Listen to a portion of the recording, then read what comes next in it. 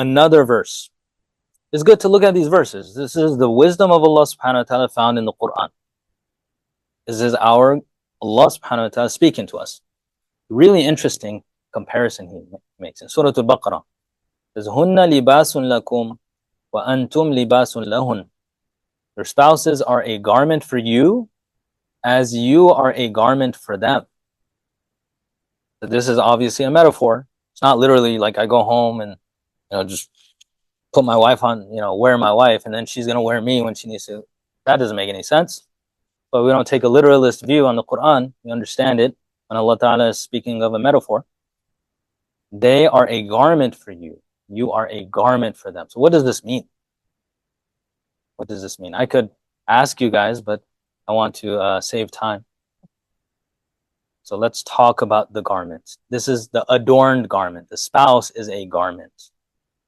So number one, what does a garment do for us? So this Allah wants you to ponder. He wants you to think. He says this beautiful verse. He's not going to be like, okay, this is what I mean by it. 1, 2, 3, 4, 5. He wants you to think deeply about these verses. And that's why when you look at the Quran, it's this big. There's no 2 volumes of Quran. It's just one Quran. And then the tafsirs are like, because you can really go into it. So a garment, what it does for you, number one, it covers you. So how does this relate to spouses? Allah says, they're your garment, you're their garment.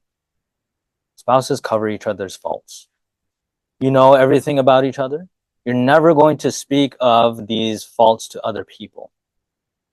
Unless very rare circumstances where, couples might have to do something like that. But in general, you don't just go outside and be like, oh, my husband does this. My wife is like this, like that. That's not the proper etiquette that we should have. She is my garment. I am her garment. I'm going to conceal those faults. And I know those faults as she knows of me. Number 2, what do we get from clothing? Protection. We're wearing jackets now. Alhamdulillah, today was great. We don't really have to wear a jacket today, but in general, in the winter or in the summer, you're not going to wear a jacket that time. It offers you protection. So marriage itself will protect your chastity. This is a very important thing that Allah subhanahu wa ta'ala has given us. We'll talk about this later on.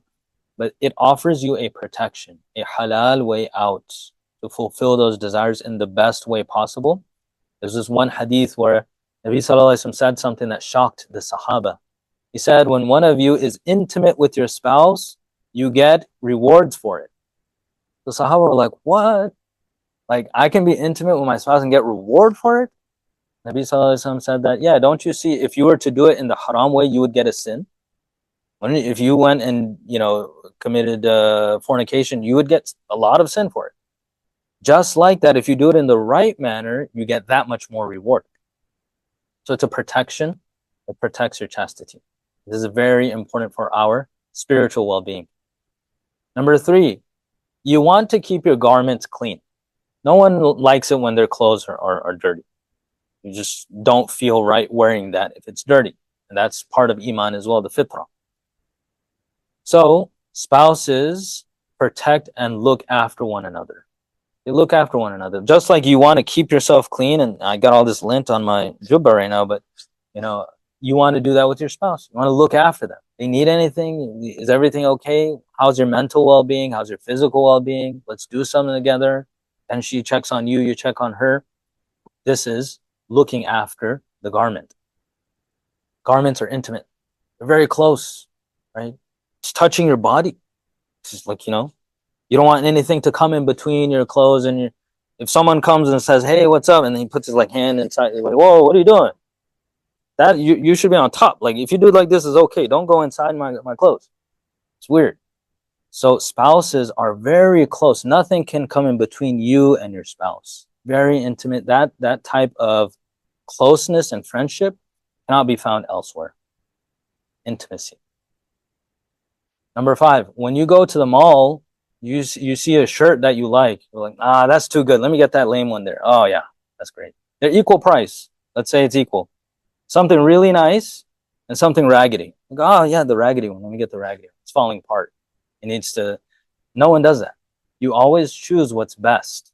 Of course, within your, capabilities, but you choose the best. So when choosing a wife or when choosing a husband, We choose what's best for us. We want to find what's best.